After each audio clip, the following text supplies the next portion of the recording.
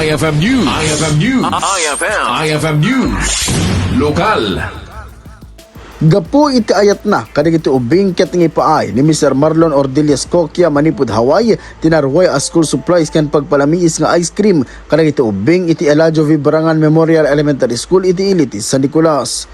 Ditoy anaisen bigiti ubing anangawat kadig itoy a regalo. Nangipaay ti ayat ken tulong manen ni Sir Marlon Coquia iti Hawaii kadig iti estudyante iti Eladio Barangan, sir.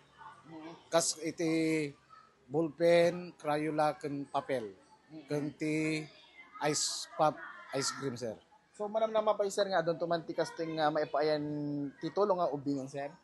Babay hindi ti kinayat na siguro adaduntuman nga ubing ti maipaayan ti kastoy nga ayat ken tulong man ni Sir Marlon, sir.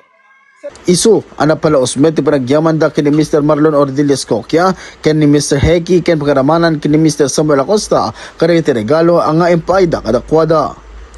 Mainaig iti daytoy ket agtultuloy iti kastoy nga aktibidad ti Share Free Ride daw si Elita kadig iti ubing iti Sacopenda a lugar.